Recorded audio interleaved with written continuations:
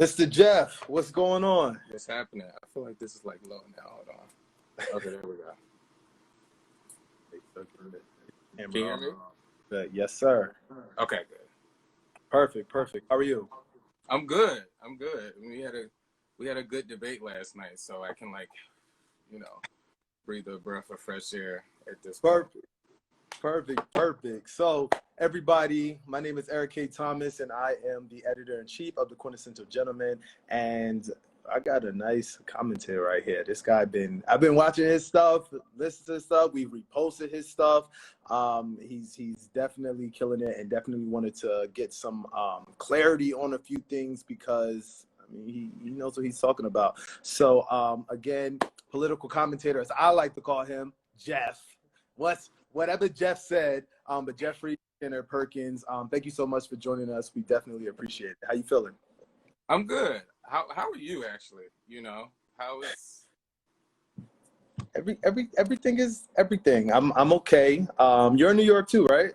Yeah. Well, I'm technically in New Jersey, but I'm in the New In New York Jersey. area, so Area, same thing. right. A little nervous. These coronavirus numbers are starting to peak in little places. Yeah.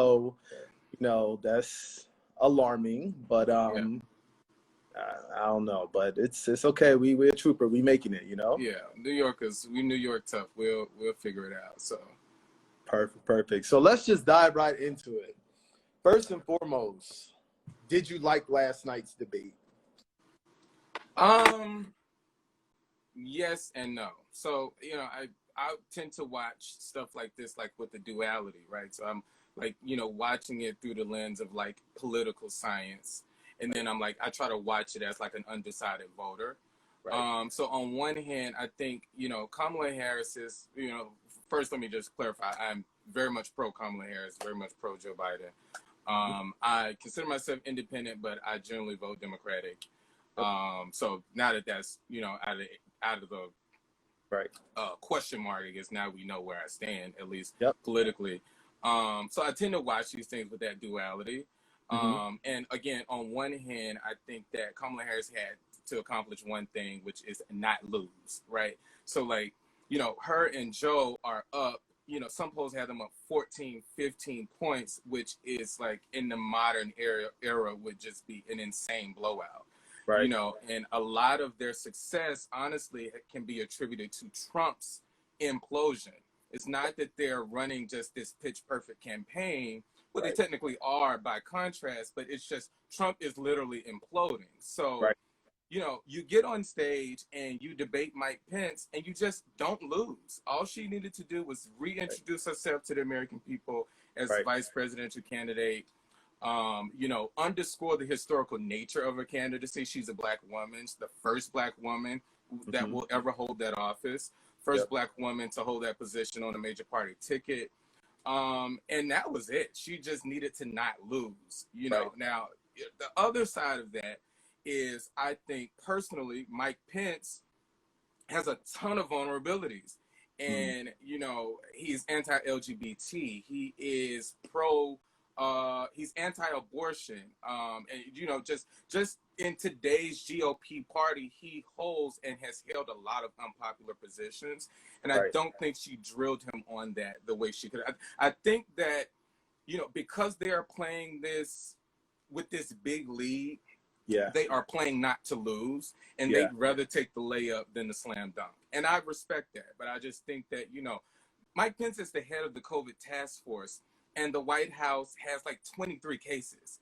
How do you not drill Mike Pence on that? But hey, again, from everything I've seen on Twitter and from my friends and from my news feeds and stuff like that, everybody thinks she did a wonderful job. And honestly, that's all that matters. So. And I think, it's super important for us to have these conversations, regular folks and people who are tuned in and making their opinion, because, now social media is really the voice and the wave. And, your platform that I've seen you build, really has a lot of traction of pointing out a lot of the hypocrisies, pointing out a lot of these injustices, and really just going back and really holding, for the most part, holding them accountable of what the administration is doing. I have one question for you, though. I know you mentioned about the polls. How important do you think the polls really are as it pertains to, them kind of you know, it says that they are, you know, doing so much better than them. But for me, I'm a little nervous, and I don't know how much I really trust the polls, because at the end of the day, it's all about the votes, you know? Yeah, absolutely. I think that, you know, a couple things. One, we all have PTSD from 2016 that just show, you know, Hillary Clinton was just going to win in this blowout. Right. In fairness, you know, the polls towards the last few weeks had her up about 3 points. She won the popular vote at 2 points, so they weren't that off. But I think that a lot of us went into the election cycle with the expectation, you know, some of us even voted for random candidates with the expectation that Hillary Clinton was just going to win. But to think that, like, you know, companies where their literal job is to poll people have not corrected for 2016 is a bit asinine on our parts. Like, we should consider that, like, these pollsters poll for a living. And the fact that people feel like, and maybe they did get some data wrong, they have corrected for that. You know what I mean? Like, so, you know, there's a national polls, even the state by state polls, and when you begin to break them down by demographic, key areas where Trump were able to flip Barack Obama voters from Hillary Clinton, like women and senior citizens. Joe Biden is leading with women by like 35, 40 points. He's leading with senior citizens. And those are very critical, very reliable voting blocks. And that, like, you know, 14 points is flashy, but even when you begin to look under the hood at the particular demographic cohorts where they are leading, you know, it's, and there's not a lot of time left on the clock either. You know what I mean? So it's, as much as, you know, we don't want to trust the polls, here's another caveat. We also have to make the polls true. Like, the polls are polling likely voters on how they would likely vote. But you have to vote to make that likely real. You know what I mean? So, like, on one hand, you know, I want to give polls some credibility. On the other hand, I want people to get out and make sure the polls were right, that we do win about 14 or 15 points nationally. Right. So you spoke a little bit about it earlier on, but what were your key takeaways from the debate? And, you know, that could be both sides of the things that you thought Kamala said that were really, really great, and then also maybe some of the stuff that you think that Pence, you know, didn't say. Or, you know, my whole thing with Pence is you didn't answer any of the questions. It's like he was in question 10, or when they was asking him question 10, he was saying, I'm gonna stop real quick and I'm gonna go back to question 3. And I'm like, what's going on right now? So what was some of the biggest takeaways that you took from the debate last night? Yeah, I mean, I would just, you know, reiterate. I think that there was some, you know, again, I love everything about Kamala Harris. Like, don't get that twisted. And, you know, I would probably have a different criticism if they weren't up by so many points. But I think, you know, she left some points on the table. I think that, you know, you're debating the head of the COVID-19 task force, and there are 211,000 people dead. And, you know, the president was hospitalized last weekend. You got to drill that. You know, you got to make everything about that. Because that is the driving force, honestly, behind you guys' success as candidates right now is the current administration's failure on COVID-19. So that's one of the biggest things. I just think that, you know, the moderator was trash. And I think that in real time, Kamala should have course corrected for, okay, I see the moderator's not going to hold his feet to the fire, so I'm going to do it. So the same way he pinned her down about packing the courts, she should have pinned him down on some things too. So wait, you mean to tell me you feel like you guys' response has been a success? Like, I don't think that she really pinned him down. You know, and some people will attribute that to her being a woman and having to think about that, and, you know, her being a black woman and not wanting to seem, you know, overly like ambitious or overly like, you know, a lot of stuff is playing out in our head. So those would probably be my biggest takeaways. So you know, I've listened to a lot of stuff about Biden and your ideas of him and his plans and stuff. Talk to me about some of these plans that you believe are, I want to say better than Trump, but Trump don't have no plans, so that doesn't really make any sense. But I would like for you to speak a little bit more about why you are so for Joe Biden outside of the Donald Trump don't do what he's supposed to do. You know, because I do hate the narrative of, you know, kind of early on, it's, oh, I'm voting for Trump. I'm voting for Biden because he's not Trump. And I like that narrative, although I understand why people say that, but it's just important for us to hear about the plans. Like, what are you, Right. even when you're here and you're not Trump, what are you going to do?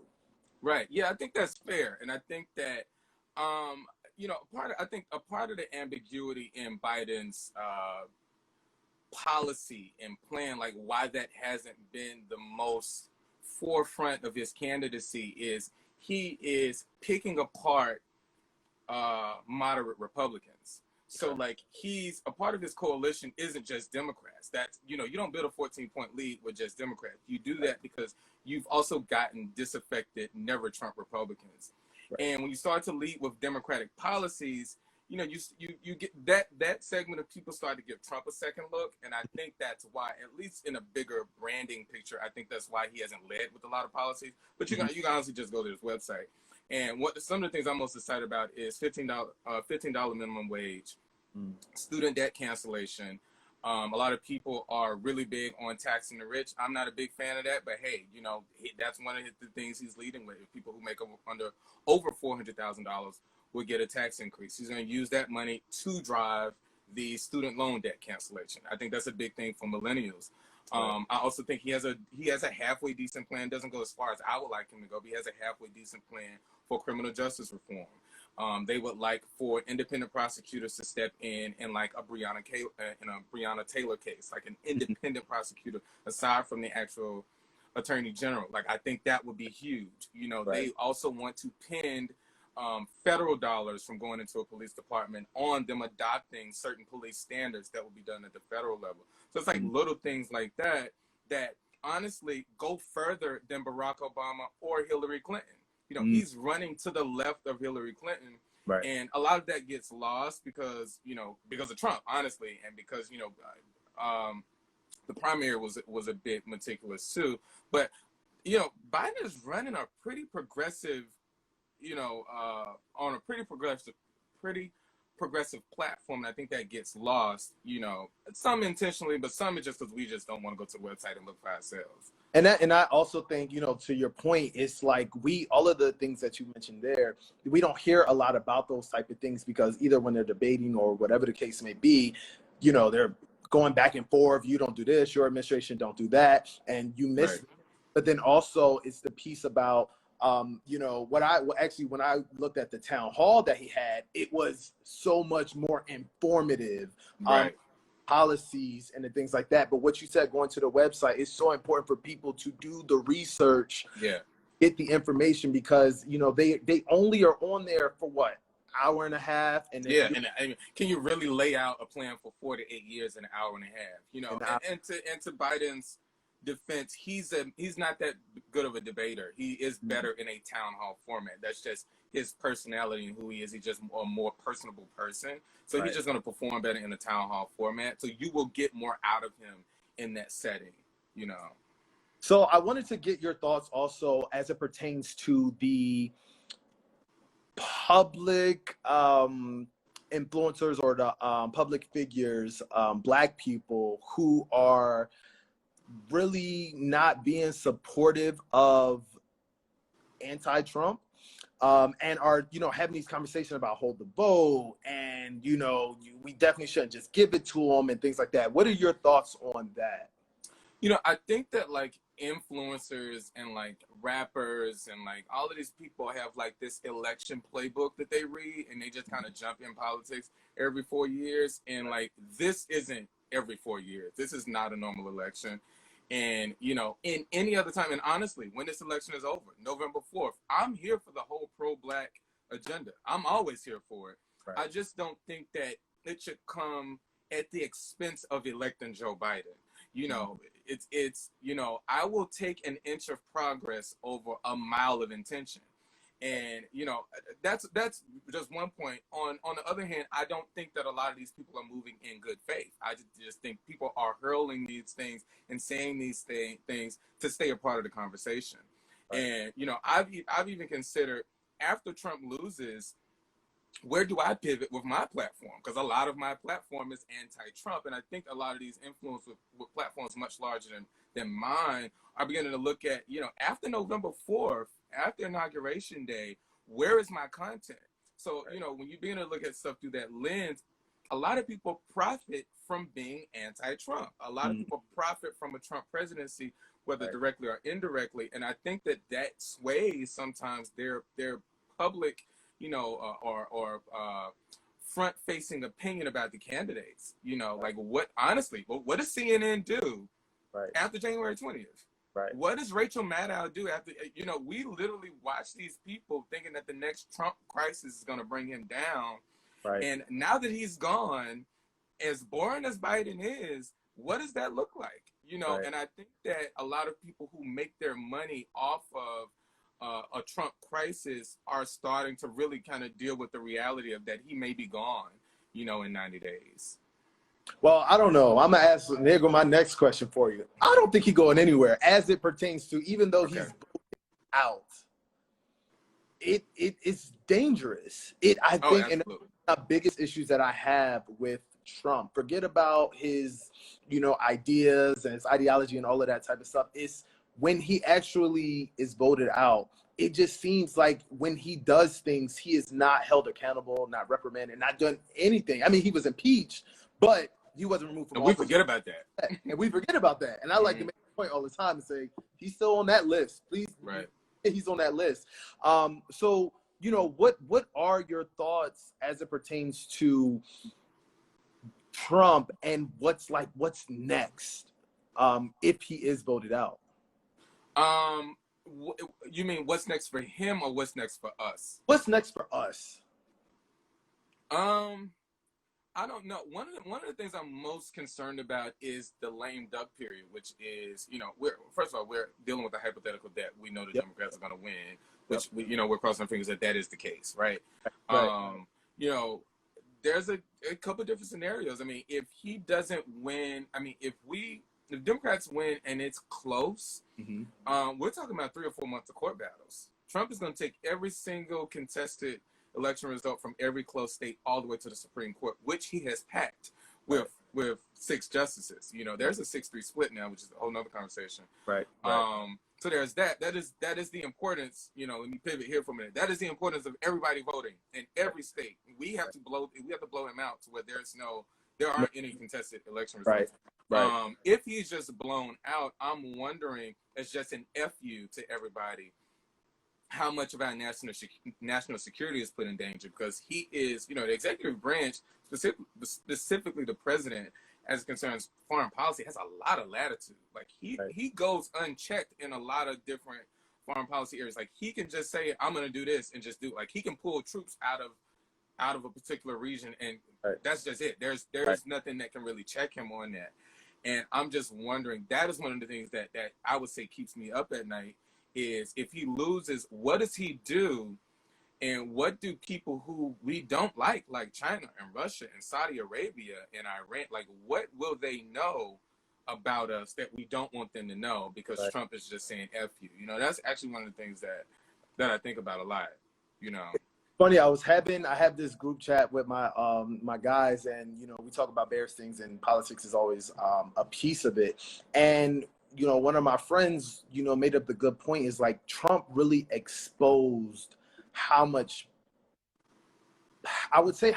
power the president, how much power we think the president has that he doesn't really have, but it's no one there to enforce the fact that he doesn't have the power, if that makes sense. It's there's a lot of things that he's doing that there should be a checks and balances for that. But I wonder, are there benefits? And of course, people have died, and there's so much going on in the world, and of course, fatalities and deaths and things like that. But was there a benefit to Trump being in this space to identify these flaws in the system? Absolutely. That is the silver lining of the Trump presidency, is that, we literally stayed home in 2016 because we thought the election results were a foregone conclusion. Right. And, these past 4 years have exposed what it is like to have someone in office who should not be in office, who's unprepared, who is all in this for themselves. In fairness, I don't think Trump ran to win, but that's a whole nother conversation. Right. But, I also think that's one of the benefits people look at Joe Biden's 47 years in politics as a weakness. That is actually a strength. The fact that he understands how this office is supposed to function on a national and on an international stage is an asset, especially to people who have not been able to sleep for 4 years. Right. So I think that if nothing else, we're literally on a live video talking about politics, and I don't think we'd be doing this if Hillary Clinton won. So I think if nothing else, it has gotten people more engaged in civics. It has gotten more people engaged in the political process. And even something like, I've always tried to be engaged. Mm-hmm. I have to hold back my criticism sometimes because I realize this is some people's first time ever being engaged on some of these things, and understanding how Congress works, and understanding why we don't have a stimulus package, and understanding like how the president was impeached but wasn't removed. Right. Like those are things that I knew because I'm tuned into this, but I understand why some people didn't know. So I think the silver lining is that it has brought about this heightened level of engagement, specifically with Black people. I think that a lot of us are now not just voting, but understanding like the political process, right. Even on the state and like local level.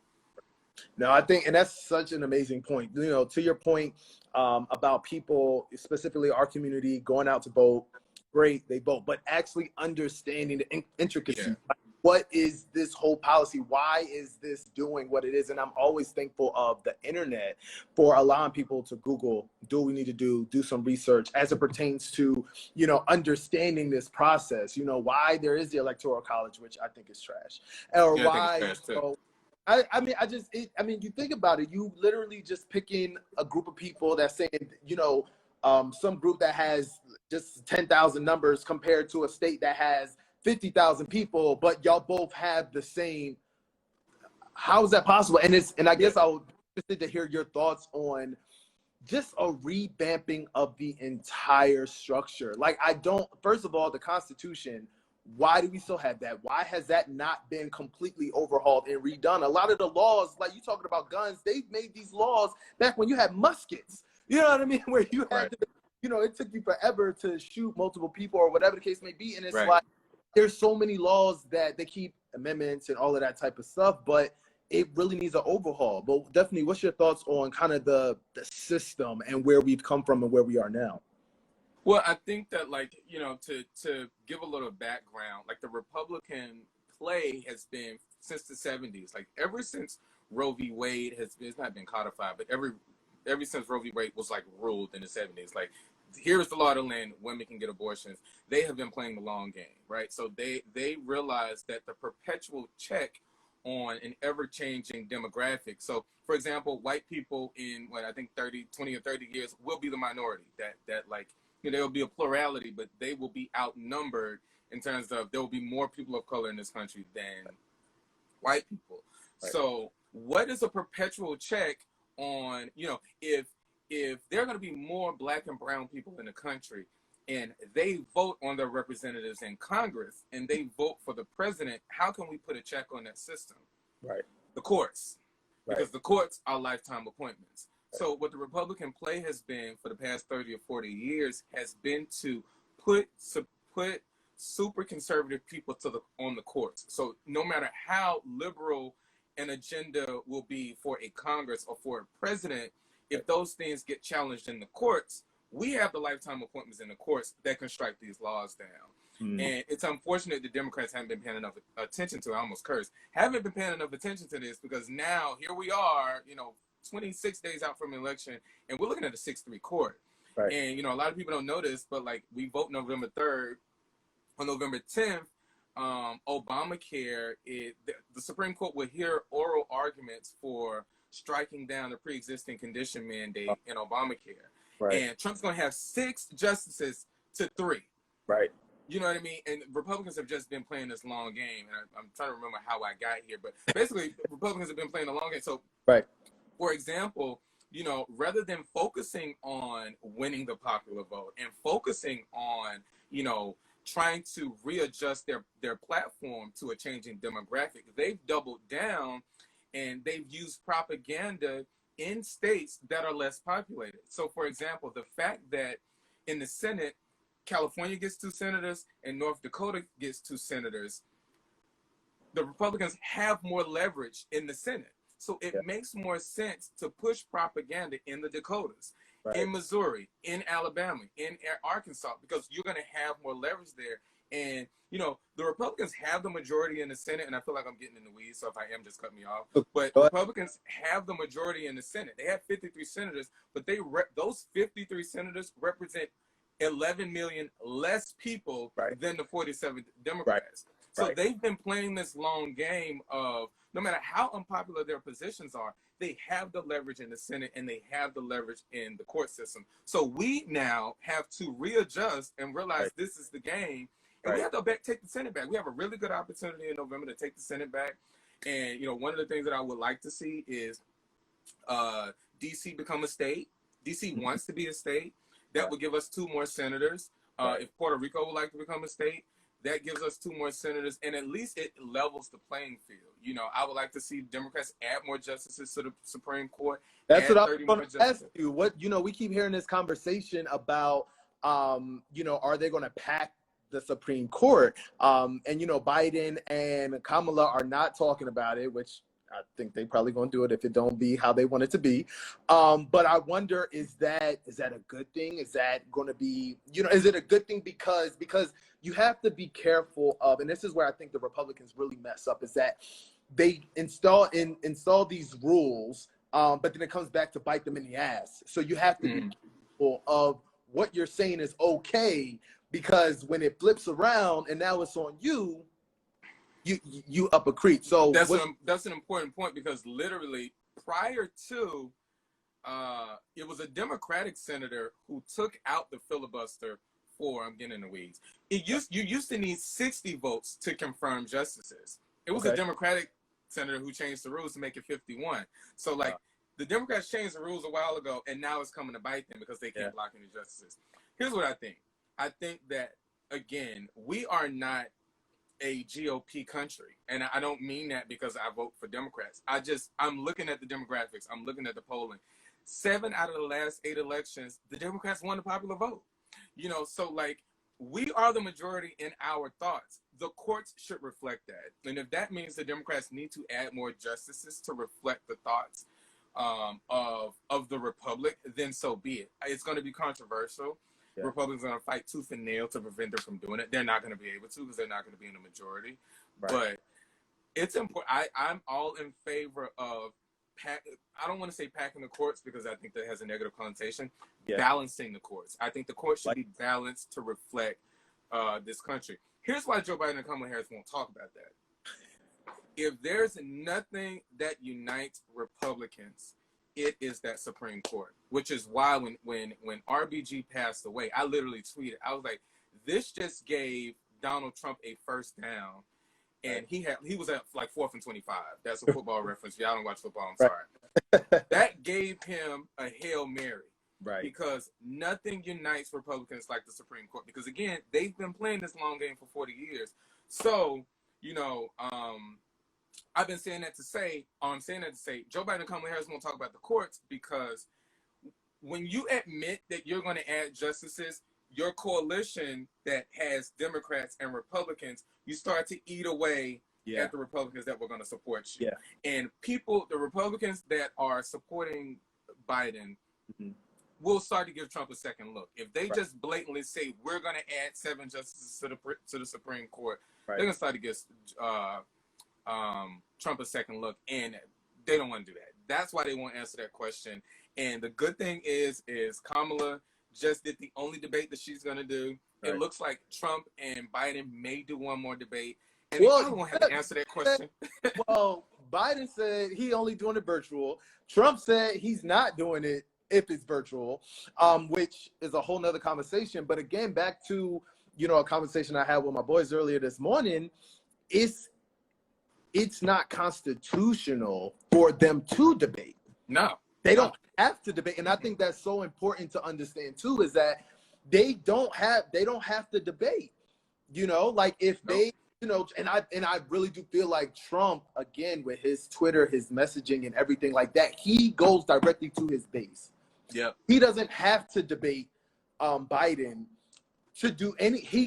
Who he has is who he has, and that's not changing. Or that, you know, ours is higher, or that we have more, but you know, it doesn't have to happen.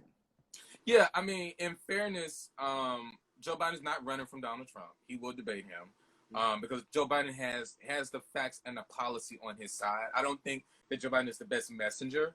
Yeah. I will admit that I don't think Kamala Harris is the best messenger either. But they don't have to be. Right. Because this election is a referendum on Trump, and they're not Trump. Right. So, and Trump is down by double digits nationally, and now in most swing states. Had you told me earlier this year that Biden would be up a point in Georgia, I would have been like, yeah, right. So like Trump is the one who needs the debate to be in a neutral site to make a play for more people. His supporters aren't going anywhere. So it hurts Trump to not have the debate. And that's what gets into the whole conversation about like, what's the coronavirus thing? Like, this 4-dimensional chess. No, his biggest asset is his ability to get on stage and be a class clown for what it's worth. Some people love it, obviously. Right. That's his asset. Right. Having COVID strips that ability for him. When Donald Trump was in a hospital, Joe Biden went to Michigan, which is a swing state, and he went to Florida, which is a swing state. Right. Trump was in a hospital, and Joe Biden was campaigning. So how is this some 4-dimensional chess for Trump to win the election? No, Trump had coronavirus. That was not an asset for him. So again, him not debating to me points back to why being a skilled politician matters. You need the debate. Biden doesn't. Biden can coast like this to November 3rd. Nothing can change, and he's fine. Trump is the one who's racing against the clock to try to make up ground. He's the one that's behind. He needs a neutral setting to make a play for more voters. Him tweeting stuff turns off us as much as it turns on his supporters. So that's not helping him any. So I don't see why. I don't get why he wouldn't take more opportunities to talk to more people. But hey, it's working for us, so. We good. So I have two things, and then I know we close to our time. But so first thing is that I wish that and this is why I'm very big on younger people being in politics. I would say growing up, I wanted to be in politics, stuff like that, but I also do feel like the current political nature, I feel like I can affect more change being what I am now. Definitely. There's too many red tapes that I would break through, cut. To really make sense. But, what you were talking about right now and how you explain, there are, I don't feel like Kamala is a good messenger, Joe Biden, you're pointing out flaws and things like that.